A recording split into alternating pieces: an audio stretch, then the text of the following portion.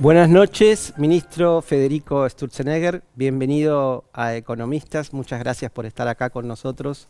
Creo que en su cartera hay una agenda muy nutrida para los argentinos y que nos pueda explicar en lenguaje sencillo las implicancias que tiene para todos nosotros es sumamente importante. Quisiera preguntarle algo medio elemental de entrada. Su ministerio se llama el Ministerio de Desregulación, ¿verdad? Pensaba estos días, hubiera sido bueno también ponerle Ministerio de la Productividad, porque en el fondo la desregulación, que mucha gente le da como una connotación o neutra o incluso a veces negativa, a lo que tiende a favorecer es a mejorar la productividad de los argentinos. ¿Me equivoco? No, bueno, antes que nada, muchas gracias por la invitación, un placer acompañarlos. Creo que es exactamente así. Creo que cuando uno mira lo que nos cuentan los empresarios pequeños, de cualquier empresas grandes, pequeñas, medianas, la verdad que un gran obstáculo para ellos son las trabas que les pone el Estado. O sea, muchas veces, sobre todo en las pymes, ¿no? En las pymes es como que no te hablan, tengo problema de encontrar mercado, no tengo problema en desarrollar un producto, mira, tengo todos estos trámites y todo este peso, ¿no?, que me impone el Estado en la actividad. Entonces, cuando vos decís voy a liberar eso, de alguna manera estás liberando la capacidad productiva de Argentina, ¿no? Yo el otro día saqué una editorial, decía Argentina un país que se había prohibido crecer. Porque cuando vos te pones a pensar es como que nos habíamos prohibido hacer todo. Doy un ejemplo, la ley de glaciares es una ley que estaba tan mal definida, digamos, en términos de las restricciones que imponía, que prácticamente prohibía la minería en Argentina. Vos, para que te des una idea, Chile exporta 60.000 millones de dólares de productos mineros por año. 10 veces lo que exportamos. Claro, 10 veces, ahora se exportó 6.000, cuando Javier Milei llegó a la presidencia eran 3.000, o sea, ya se duplicó, pero todavía estamos a 1/10 de lo de Chile. Y yo les pregunto, y digo, nos tendríamos que preguntar todos, suponete que no hubieran sido 60.000, que hubieran sido 40.000 millones, ¿cómo habría lucido Argentina si durante los últimos 20 o 30 años hubiera tenido 40.000 millones de dólares más de exportaciones todos los años? O sea, ¿nos podemos imaginar eso? ¿Y no sería tan difícil de pensar lo que significó la restricción externa o la así llamada restricción externa la inventada? Inventada. Yo digo la inventada restricción externa, porque si nosotros le hacíamos tan difícil la exportación, acá, vos, por ejemplo, un ejemplo que yo tengo que es absolutamente fascinante es el siguiente, está toda esta discusión, viste, de las compras por internet, etcétera, Shein, Temu, toda esta historia. Pues es que la exportación postal está prohibida. O sea, si alguien quisiera hacer un Temu argentino, no para podría. Vender afuera, no podría. No puede. Entonces digo, y eso al final lo encontramos, ahora lo vamos a estar eliminando esa restricción. Son esas cosas que es difícil encontrarlas porque ni siquiera te puedes imaginar que exista una cosa así, ¿no? Y entonces, esto de la restricción externa, ministro, que usted dice, bueno, ¿qué hubiese pasado si la minería hubiera arrancado 10 o 20 años antes y en lugar de 60 estaríamos en 30 o en 40, ¿cómo luciría diferente Argentina? También podríamos hacer ese ejercicio con el agro, que es un sector que, a diferencia de la minería y a pesar de todas las trabas que le han puesto los últimos gobiernos a ese sector, que tal vez sea uno de los más competitivos que tiene la Argentina, le puso el pecho y exportó, pero podría hacerlo mucho más. 100%, déjame que haga un doble clic ahí, pero es impresionante porque, por ejemplo, nosotros, las provincias salmoneras prohibían la acuicultura, entonces Chile exporta, no sé, 6.000 millones de dólares de salmones y nosotros nos prohibimos la actividad, ¿no? O, por ejemplo, otro ejemplo que a mí me gusta mucho mencionar es que estaba prohibido la importación de bienes de capital usados. Que eso venía por un lobby de los productores de maquinaria agrícola. Entonces, ellos habían logrado imponer una prohibición general a la importación de bienes de capital usado. Entonces, nosotros liberamos esa restricción porque ¿cuál es el sentido de hacerle difícil comprar capital a un empresario? O sea, y tenemos cientos de mensajes que nos mandan diciendo, mira, compré esta máquina que nueva salía a 10, la conseguí usada a 2, 10 no podía, 2 puedo, he triplicado la producción. Y aclaremos que son máquinas, esto lo conozco bastante, de por ahí 3, 4 años de antigüedad en Estados Unidos que quedan casi nuevas, y que acá era impensable que el productor pudiera acceder al precio que vale una 0 kilómetros. Exacto, entonces me parece que es como muy loco que nos hemos prohibido y el propio Estado, nosotros como Estado hemos dificultado la producción, ¿no? En el sector agrícola que vos mencionás es muy impresionante porque también ahí nos prohibimos. Hay una ley que nosotros ahora lo mandamos al Congreso, ya el otro día lo defendí en el Senado, que es la ley de la inviolabilidad de la propiedad privada, que básicamente cambia varias leyes, pero una de las que cambia puntualmente es la ley de tierras rurales. O sea, la ley de tierras rurales es una ley del kirchnerismo que prohibía la inversión extranjera en el agro, prohibía la extracción extranjera en la industria forestal, prohibía la inversión extranjera en las economías regionales, y lo que vamos a hacer es vamos a básicamente liberar esa capacidad, liberar esa restricción. La Secretaría de Agricultura estima aproximadamente unas 15.000 millones de dólares de inversiones que vendrían, ¿no?, para economías regionales. De hecho, tuvimos ya un anticipo la semana pasada en Corrientes, que hubo un anuncio de una planta de celulosa, 2.200 millones de dólares de inversión, 13.000 puestos de trabajo, y para eso necesitas de alguna manera que la propia empresa pueda, porque las empresas de celulosa compran los bosques implantados para manejar la producción de los bosques y a su vez de esa manera procesar la pulpa de papel o la madera, ¿no? Entonces, digo, qué increíble, 12.000 millones, 15.000 millones de dólares de inversiones en riego, en la producción de los productos regionales, porque ahí vos necesitas meterle mucho capital por hectárea, ¿no? Vos necesitas infraestructura, riego, energía, etcétera. Bueno, ese capital lo habíamos absolutamente prohibido que viniera, y entonces nosotros nos sentimos como que estamos como sacando todas estas trabas que existían.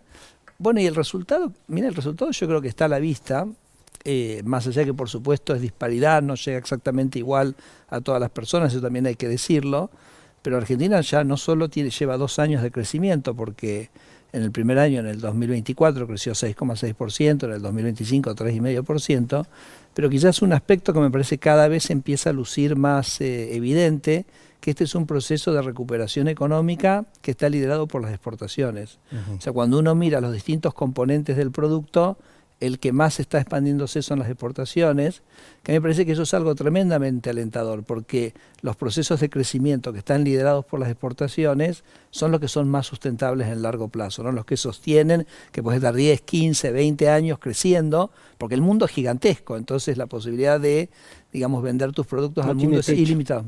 No tiene techo. El rol del RIGI, ¿no? Ahí donde las inversiones ya por 80.000 millones de dólares se empalman con los dólares que generan estas mismas inversiones. Entonces permite un flujo constante de dólares a la economía, primero por las inversiones y después por las exportaciones que generan esas mismas inversiones. Sí, yo te diría, a mí una de las cosas más impactantes, que creo que no tenemos plena conciencia de lo que está pasando en la Argentina, porque es como de una dimensión que no habíamos visto antes, lo que está pasando en el sector energético, ¿no? O sea, yo siempre digo lo siguiente: Argentina el año pasado exportó 80.000 millones de dólares. En 3, 4 años solo de energía, o sea, de petróleo y gas, va a estar exportando prácticamente 50.000 millones de dólares. O sea, es de una dimensionalidad, digamos, que no habíamos visto nunca en los últimos 30, 40 años, un cambio en nuestra matriz productiva y nuestra matriz exportadora de ese tamaño. Que claro, a veces también te juega un poco el factor suerte, ¿no? Porque más allá de la desgracia que representa la guerra de Medio Oriente, ese era un lugar del mundo que era nuestro gran competidor en la provisión de gas. Porque pensá Europa, ¿no? Entonces Europa dice, tengo que comprar gas. Gas es un combustible relativamente limpio. Ellos durante muchísimos años se suplieron con el gas de Rusia. Ese es un proceso que en este momento por la guerra con Ucrania está vedado. Bueno, entonces sus fuentes de aprovisionamiento era el Medio Oriente, particularmente Qatar, ¿no? Que era un lugar confiable, digamos, profesional, etcétera. Pero hoy el gas de Qatar está sujeto a un nivel de incertidumbre que excede, por supuesto, los cataríes. Básicamente tiene que ver con el conflicto regional, y eso hace que el gas argentino adquiera otra importancia. ¿No? Porque además adquiere otra importancia, algo que nosotros por ahí nunca le dimos mucha importancia, que es que nosotros estamos en un continente muy pacífico. Estamos en un continente sin guerras, estamos en un continente que geopolíticamente está alejado de cualquier conflicto, ¿no? Nunca como que le dimos mucha bola a eso, pero hoy eso empieza a tener un valor económico fundamental, porque si vos sos un europeo y decís, quiero abastecerme de gas por 30 años, quiero de una fuente confiable, quiero traerlo de una zona que no tiene conflicto, bueno, Argentina emerge como el lugar perfecto, digamos, para esa provisión, y eso tiene un valor económico, porque la gente va a estar dispuesto a pagar por esa seguridad, ¿no? Entonces, se nos dio una combinación de factores muy afortunados, que es tener un gobierno, porque ¿por qué ocurre la inversión? ¿Por qué hay entusiasmo en minería?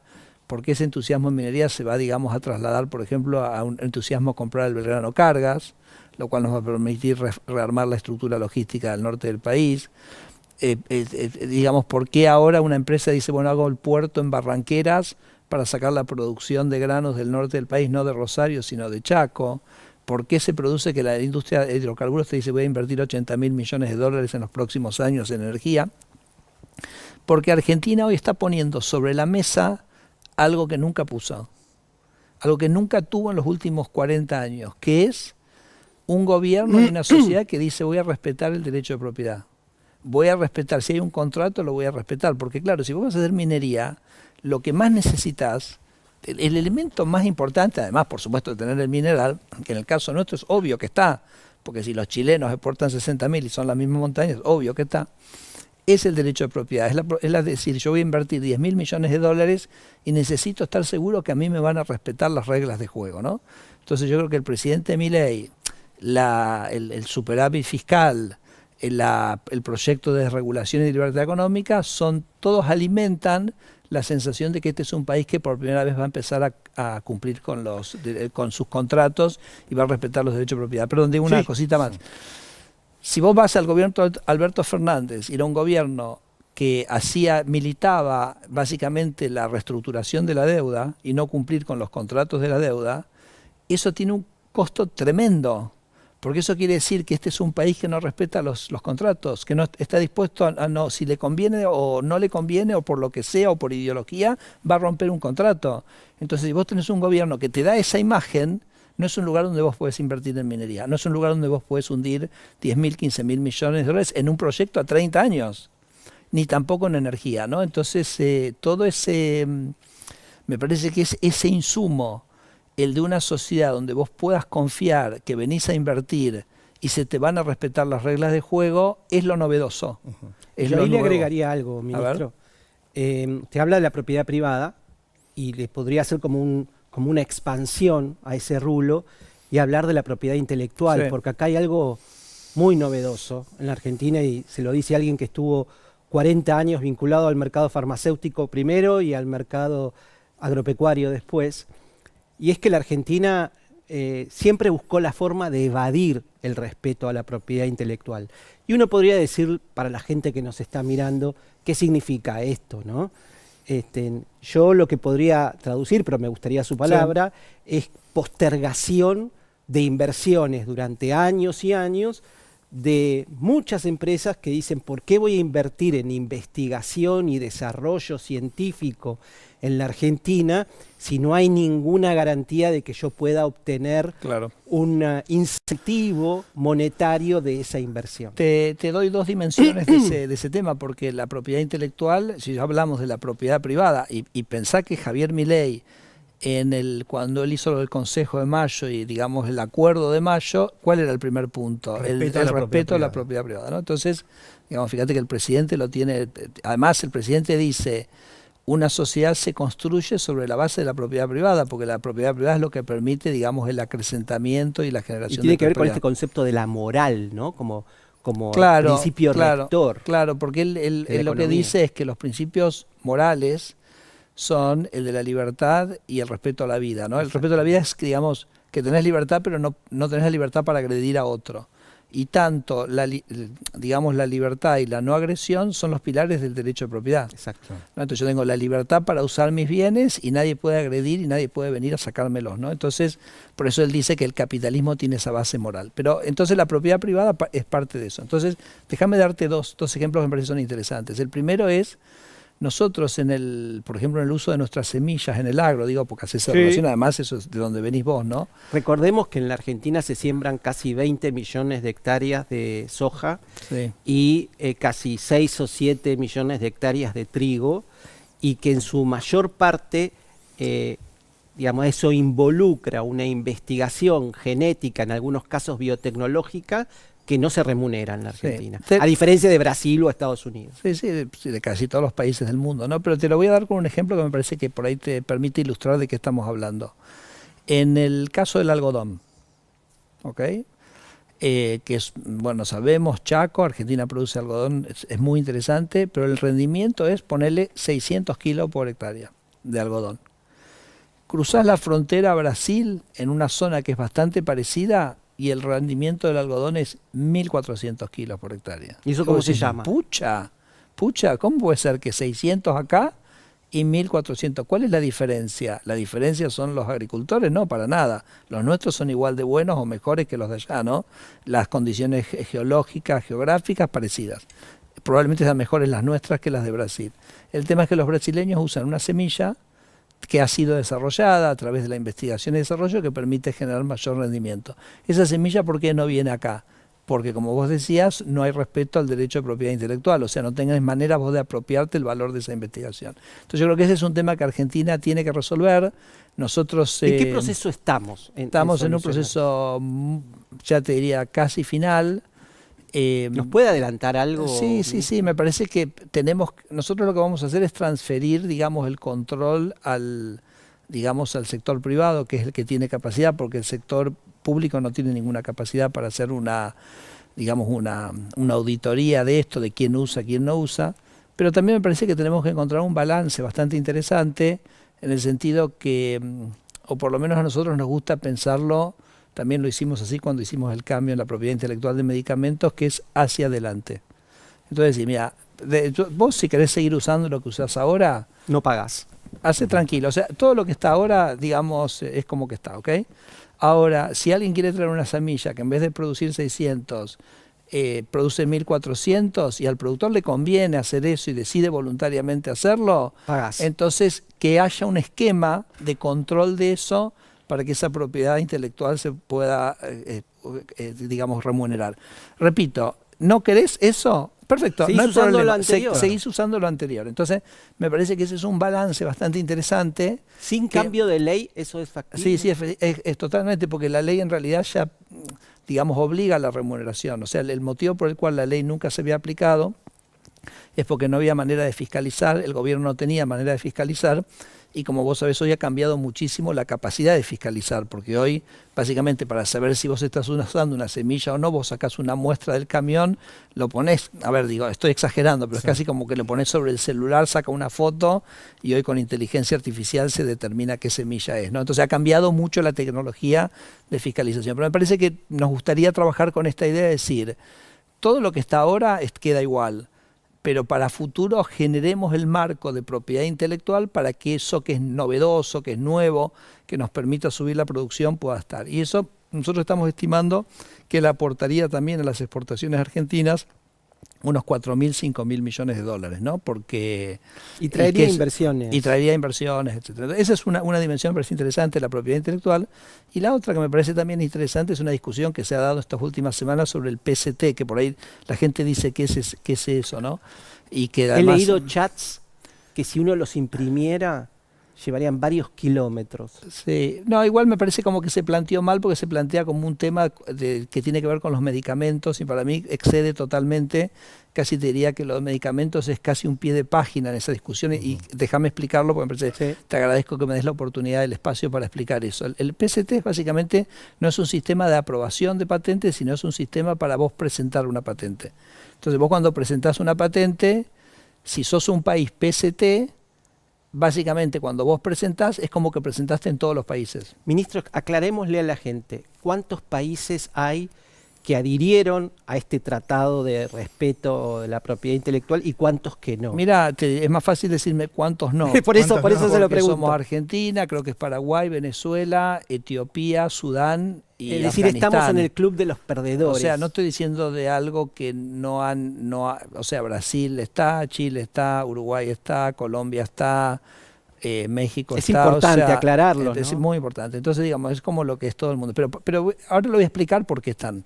Voy a explicar por qué están. Porque vamos a ponernos en la figura de un investigador del CONICET. Entonces el investigador del CONICET tiene una invención. Ojo, la invención del investigador del CONICET es del CONICET. Así como la invención de un médico en un laboratorio es del laboratorio, ¿ok? Entonces la propiedad intelectual es del CONICET. Pero si vos patentaras, tanto el CONICET como ese investigador patentara en Argentina, no tendría ningún sentido esa patente, porque esa patente no te da, como Argentina no es PCT, no te da ninguna protección en ningún lugar del mundo. Sería casi una locura hacerlo, porque vos patentarías acá, darías la información, que todo el mundo la podría ver, sin tener la protección, o sea, dar la información sin la protección, que es lo que la patente busca.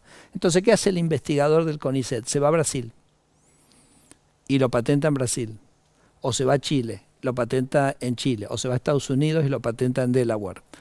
Entonces, es increíble. Sí, es increíble. Entonces, ¿qué pasa? Cuando vos vas a Brasil, el Brazuca te cobra una comisión. 10, 15% vos perdés de tu invención por eso. El CONICET, a su vez, no tiene ningún control de las patentes, porque como no hay la posibilidad de ordenar el proceso de patentamiento directamente con el INPI, que además tenemos una oficina del INPI que es fabuloso, Carlos Gallo, que es el director, es un capo total. Entonces, claro, me dice la gente, yo le digo al CONICET, ¿vos cuánto tenés de ingresos por las invenciones que han hecho tus investigadores en los últimos 30 años?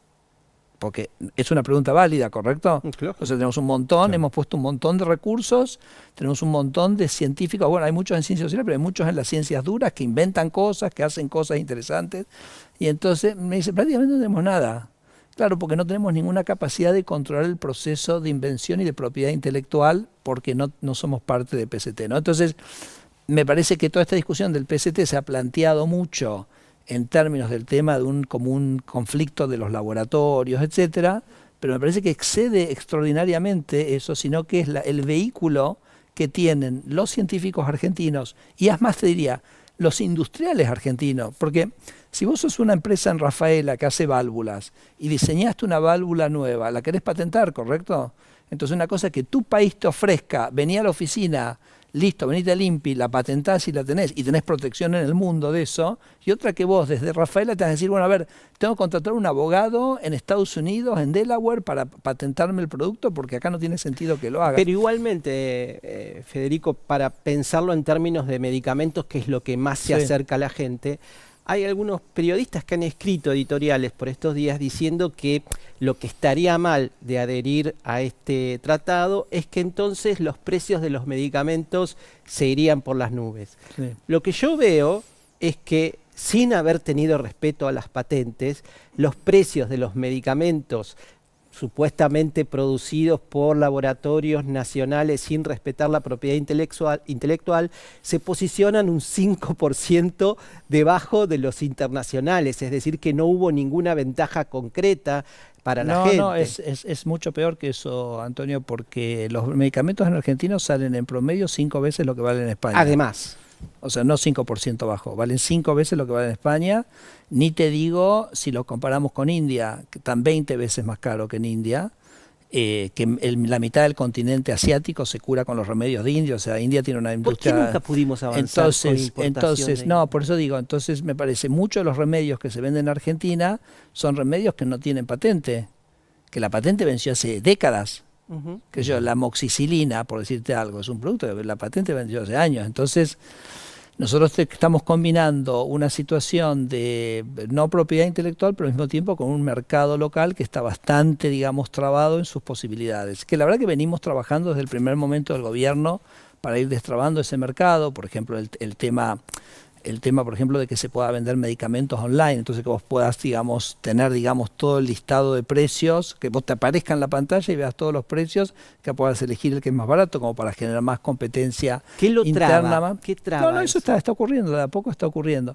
Después, otra cosa que para mí es extraordinaria que hemos hecho es explicarle a las provincias que ellos no están sujetos a la regulación del ANMAT, que es el órgano del gobierno nacional que regula los medicamentos. ¿Por qué? Porque la ley de medicamentos le da una potestad al gobierno nacional solo para la gestión o la regulación de lo que es el tránsito interjurisdiccional. O sea, vos traes un remedio para venderlo en toda Argentina, hay como un tránsito interjurisdiccional. Entonces, ahí hay competencia del gobierno nacional. Pero, por ejemplo, un sistema de salud provincial, no hay tránsito interjurisdiccional, porque yo lo traigo. Entonces es competencia totalmente plena y autónoma de las provincias, ¿no? Entonces yo hablo mucho con los gobernadores de que ellos podrían bajar fuertemente el costo de los medicamentos importando. A ver. ¿Y ahí qué pasa? ¿Hay un lobby que no les dé? Ahora te cuento. Importando, que muchas veces lo que va a ocurrir es que al final no va a haber la importación, sino que el local va a bajar, ¿no? Entonces como pasa cuando vos siempre abrís la economía. Entonces la verdad que, bueno, hasta ahora el que ha, digamos, levantado el guante exitosísimamente es Alfredo Cornejo, ¿no? Entonces Alfredo está importando. Alfredo me cuenta, por ejemplo, que él tiene remedios que está importando al 10% del valor que lo obtenía antes acá en el mercado local, ¿no? Entonces, a mí me llama un poco la atención que ninguno de los otros gobernadores se haya tirado así a la pileta. ¿A qué lo adjudicas? Porque, no quiero especular, pero lo que digo es, lo que sí quiero comentarlo. Quiero que esté claro, ¿no? Quiero que volvamos a insistir sobre este punto. O sea, y lo digo con todas las letras, un gobernador podría bajar el costo de los medicamentos en su sistema de salud provincial a un 20% si hiciera algo que hoy puede hacer, que es básicamente competir, comprar directamente en el exterior. Alfredo Cornejo lo hace además con bastante criterio. Él básicamente está tomando y comprando únicamente medicamentos que están aprobados para la venta en Estados Unidos, porque a veces te dicen, che, si traes de tal lugar, cuál es la calidad del medicamento. Bueno, entonces dicen, no, yo compro medicamentos que están autorizados para su venta en la Unión Europea y en Estados Unidos. No importa, los compra un décimo del valor, ¿correcto? Entonces me parece que en el caso nuestro de medicamentos tenemos un mercado que está bastante trabado, estamos trabajando fuertísimo. Para eso yo creo que hemos logrado, los precios de los medicamentos han bajado en términos reales en los últimos 2 años. Estás moviendo un avispero difícil. Pero me parece, digamos, se los comento de vuelta a los gobernadores, les los digo con todas las letras, ustedes podrían bajar el costo de los medicamentos de su sistema de salud a un 20% usando una herramienta que hoy tienen disponible. Y me parece que es importante que lo digamos porque la propia población también se los tiene que demandar, porque sabemos lo que son los costos de la salud y el acceso a los medicamentos. En el PAMI, ¿no? También lo podríamos hacer. Sí, se hizo en el pasado y bueno, ahí está toda esa discusión. El PAMI obviamente dice que compra muy barato, porque ellos, claro, compran muchísimo volumen, etcétera, pero nada, me parece que es algo que sí, que todas las jurisdicciones tendrían que explorarlo. Finalmente, el respeto a las patentes permite aumentar la oferta, ¿no? La competencia, y por lo tanto con la competencia bajan los precios. Sí, y sobre todo me parece que si Argentina va a apostar a ser un país desarrollado, tiene que apostar a ser punta, a ser creador de tecnología. Entonces yo digo, nuestra industria, yo también esto se lo comento a veces a la gente de la Unión Industrial, le digo, para ustedes este es un tema central, porque si Argentina no es miembro del PCT, no respeta los derechos de propiedad intelectual, entonces ¿a qué industria están apostando ustedes? ¿A una industria que innova, que es diferente, que trae nuevos productos, que digamos que no tiene complejo de inferioridad y dice puedo competir en el mundo? Y yo creo que nuestros industriales, que además, nuestros industriales tienen un poco esa cosa que tienen los industriales italianos, ¿no? O sea, venimos de esa tradición. O sea, ¿cuál es la industria italiana? La industria italiana es una industria de empresas relativamente medianas, chicas, sí, pero de extraordinaria precisión quirúrgica en lo que hacen, ¿no? Se hacen insumos de altísima calidad, súper refinados, entonces yo creo que ahí nosotros tenemos el potencial de replicar eso de una manera muy significativa. Ni te digo ahora que se ha hecho el Tratado de Libre Comercio con la Unión Europea, que nos permite a nosotros, que es otro gran cambio estructural que está viviendo la economía argentina, que también nos va a permitir incorporarnos a esa cadena de valor de una manera mucho más ágil. La agenda de la ley de hojarascas, sí, que tiene un nombre así como muy rimbombante, sí, pero muchos no entendemos exactamente qué hay ahí adentro. No, ¿Vos lo está podrías bien ejemplificar? Sí, te lo ejemplifico, pero no está bien que no se entienda porque en realidad no hay nada muy importante en hojarasca. Hojarasca es más un proceso que se llama de depuración legislativa. O sea, vos no puedes tener un sistema jurídico donde no sabes ni qué ley está vigente, qué ley no está vigente, porque más allá que tengas algo que no digamos,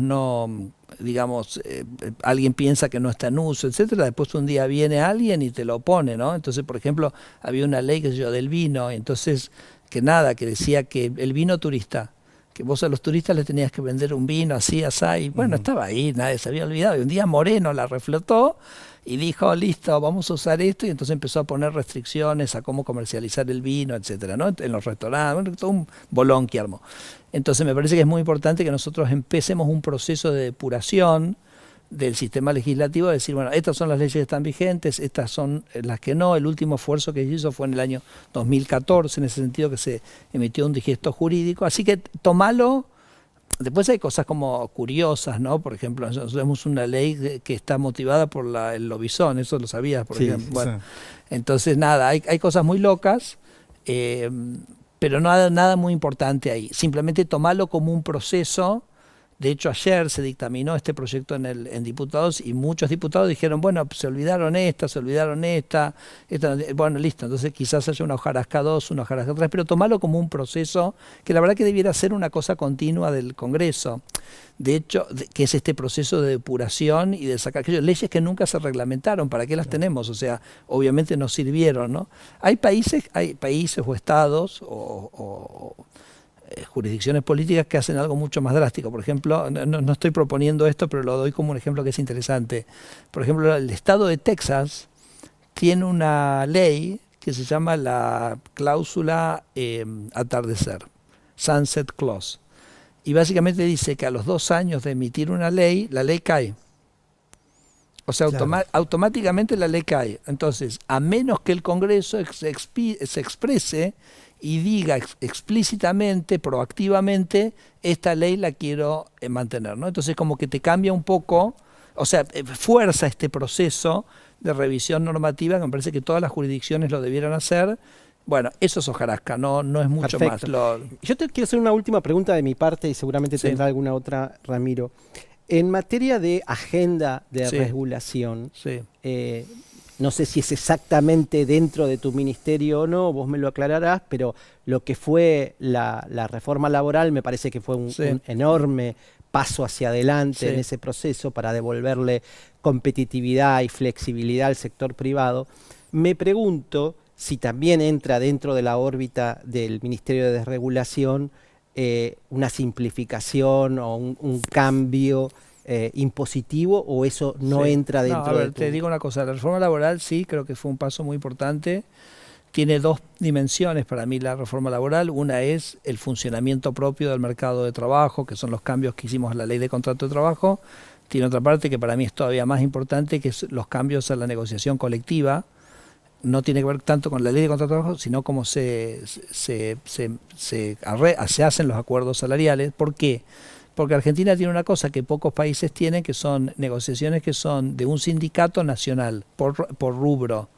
Entonces, eso es como complicado, porque quiere decir que vos le imponés el mismo salario, no sé, en Zárate, Campana o en La Cava, a Santiago del Estero o Salta. Con realidades muy distintas. Realidades muy distintas. Entonces, fíjate que el otro país que lo tiene, bueno, obviamente tenemos muchos nosotros de ese país, que es Italia. Entonces vos viste que siempre se habla de la Italia del norte y la Italia del sur. Bueno, eso viene por el mercado laboral, porque como que también tienen un único mercado laboral. Entonces fijás el salario en Milán y no sé, por ahí en Calabria o en Sicilia no es el salario que tendrías que haber puesto, ¿no? Entonces nosotros ahí cambiamos el sistema para decir, bueno, si una empresa hace su convenio de empresa con las realidades de su empresa, para hacer que su empresa sea viable, para proteger los puestos de trabajo que se necesiten, porque por ahí te viene un convenio que te hace inviable, entonces eso se va a poder hacer y eso va a tener prelación por encima del convenio. Entonces para mí esa es la parte como más central. ¿Eso va a cambiar todo en la semana que viene? Es un proceso. No, es un proceso, pero me parece que nos da esa flexibilidad. Y de hecho yo me acuerdo cuando el presidente Milei le comentó la reforma laboral a los gobernadores, un gobernador que además te digo no tenía nada que ver con nosotros porque está casi en las antípodas ideologías, dijo, bueno, finalmente alguien pensando con un sentido federal. Me dicen, porque a mí ustedes me critican tengo en mi provincia todos empleados públicos, y cómo no voy a tener empleados públicos si la negociación salarial me hace inviable la actividad privada en mi provincia. Entonces me parece que eso está muy bueno. No, la parte impositiva es 100% de Toto, 100% del Ministerio de Economía.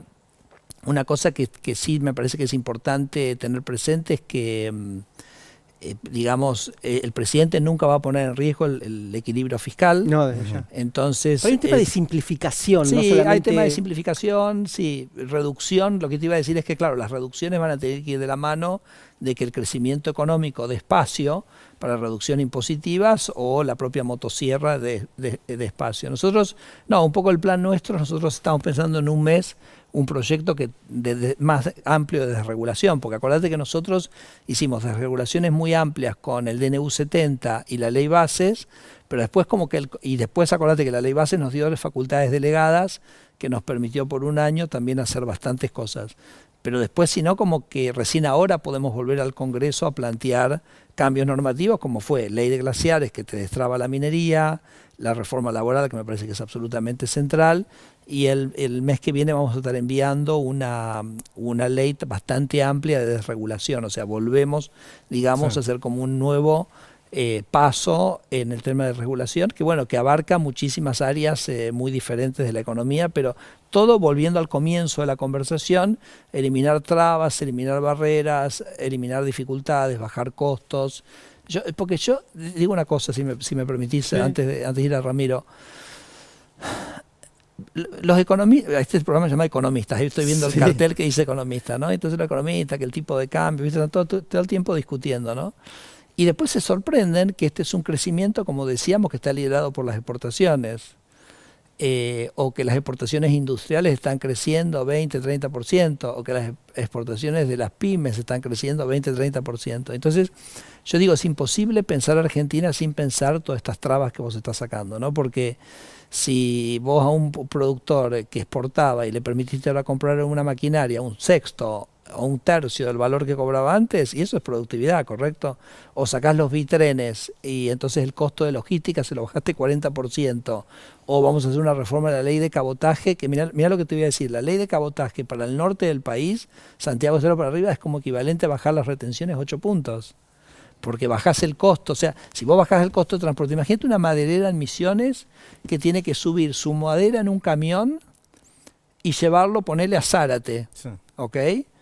Versus, estoy a 1 kilómetro del puerto, cargo lo que son 300, 400 camiones en un barco desde Misiones y lo saco, ¿entendés? Esos son bajas en los costos de 15, 20%, te abre, digamos, te cambia tu competitividad de manera radical, ¿no? Todas esas cosas estaban como prohibidas, complicadas, carísimas, imposibles. Entonces me parece que es imposible. Yo a veces con los economistas amigos con los que hablo, digo, ¿ustedes cómo meten en la ecuación todo eso? Porque si no, es como que van a estar siempre como no entendiendo y corriendo atrás respecto a lo que está ocurriendo en la economía. Me llevo de frases que dijiste, ¿no? Y también algunos puntos de cómo es que llegó Argentina a prohibir, por ejemplo, la producción de salmones en el sur, a prohibir la exportación de petróleo en la Patagonia, a prohibir la yerba mate, el aumento de la yerba mate en Misiones, a prohibir y ponerle cupos directamente a todo lo que es la minería para lo que implica el NOA, a prohibir directamente las exportaciones de la agroindustria. ¿Cómo puede ser que Argentina llegó a prohibir el trabajo? ¿Cómo puede ser que llegamos a eso y después sorprendernos que la pobreza llegó al 50%? Claro, o sea, prohibimos el progreso. Digo, lo sorprendente hubiera sido que Argentina está estancada, Argentina tiene un desarrollo de crecimiento pésimo en los últimos 50 años, los últimos 15 años de estancamiento, pero la sorpresa hubiera sido que creciéramos si prohibimos la inversión, prohibimos cualquier cosa que podía generar donde teníamos ventajas competitivas. Y yo creo que eso es por ahí una combinación de muchas cosas, ¿no? O sea, me parece que hubo un elemento de ideología, de conceptualización, por ejemplo, el tema de una mal entendido ambientalismo en el tema de los glaciares, porque nadie va a poner en duda ni a cuidar el medio ambiente, como no ocurre ni en Australia, ni en Canadá, ni en Chile, ni en ningún lado. Creo que ha habido alguna ideología de esto de como no queremos el capital externo. Hemos tenido el tema de, digamos, el poco respeto a los derechos de propiedad, que también venía en algún momento de ideología o de intereses políticos o lo que fuere. Y después hay intereses, ¿no? Por ejemplo, si vamos Yo creo que el ejemplo de la yerba mate es un gran ejemplo porque estaba prohibido directamente aumentar la oferta de yerba mate en Misiones. Claro, no solo que evidentemente el espíritu de eso es nada más cuidarle el kiosco a alguien, punto. Claro, exacto, ¿no? Entonces nosotros, pero digo, es una historia interesante porque de alguna manera lo que nos dimos cuenta es que todo ese armado con el Instituto Nacional de la Yerba Mate, en realidad lo que hacía era para subir el precio, ¿no? Bajando, como vos decís, la oferta, digamos, coordinando el precio. No sabíamos cuánto era, ahora descubrimos que prácticamente duplicaban el precio doméstico, que es un bien que consumen el 96% de las familias argentinas lo consumen, o sea, era una transferencia de millones de personas a un interés o a un grupo, que también pueden ser gente sanas y productores, o sea, no digo, pero simplemente había una transferencia que institucionalmente se había arreglado para que le transfirieran, y yo creo que lo que es lindo de esta historia es que cuando eso de alguna manera se cae, esa cortina de esa protección, o eso, como a veces dice Javier, esa intervención autoritaria del Estado que dice te voy a sacar tu plata para dársela a este otro, la industria de la yerba mate empezó a mirar al mundo. Y en el mundo es infinito, y entonces hoy estamos con récord de producción y estamos con récord de exportaciones, y yo creo que en 10 años, cuando miremos, la industria de la yerba mate va a ser varias veces superior a lo que es hoy, porque, a ver, la yerba mate primero que es un producto, a ver, Red Bull es una bebida energizante, ¿correcto? Tiene 2 escuderías en Fórmula 1, o sea que mercado para bebidas energizantes hay. Entonces la yerba mate perfectamente se adecúa a ese producto, perfectamente podría ser, nosotros podríamos ser metiéndose en el tema. No sé si sabías que el hijo de Trump sí vi el otro día, se está metiendo en el tema de la yerba mate. Entonces lo que digo es, no sé, en 10 años por ahí tenemos 2 escuderías, es tan grande el mercado de la yerba mate en el mundo que tenemos 2 escuderías en Fórmula 1, digo, estoy fantaseando, pero estoy diciendo, creo que realmente cuando esa industria empezó a mirar hacia afuera y siga mirando hacia afuera, en vez de estar pensando en cómo le saco algo más a los 47 millones de argentinos, va a estar pensando en cómo le vendo más a 7.000 millones de personas en el mundo, ¿no? Y ese creo es el resumen de la discusión que hay que dar bien a la gente para que se comprenda cuál es el techo que tiene la Argentina. Claro, que no tiene techo. No tiene techo. Digo, bueno, ponerle 6.000 millones, 8.000 millones de personas versus pensar siempre en los 45 o 47. Y yo entiendo que el crecimiento que ya, o sea, el crecimiento está, o sea, como dice Toto, no nos podemos pelear con los números, o sea, la economía está creciendo. La gente a veces dice, no me alcanza. Vos me decís que crece la economía, pero yo me siento que estoy más apretado, ¿no? Entonces, y es cierto eso, o sea, los salarios reales no han crecido de la misma manera que está creciendo la economía, pero creo que el punto es Argentina está en un camino de crecimiento que por primera vez en décadas es un proceso de crecimiento sustentable y, como vos dijiste, que no tiene techo. Y con crecimiento y productividad, obviamente que van a crecer los salarios reales. Obviamente. Y no al revés. Y va a ser pronto, porque el proceso de crecimiento, yo creo que Argentina está resolviendo temas muy estructurales, están pasando cosas muy grandes, y eso básicamente va a generar un arrastre muy, muy importante para la economía ya mismo, ¿no? En el mediano y corto plazo. Ministro Sturzenegger, muchas gracias por haber venido a nuestro programa, y no te vayas porque nosotros volvemos en un ratito con otro invitado. Muchas gracias. Chau,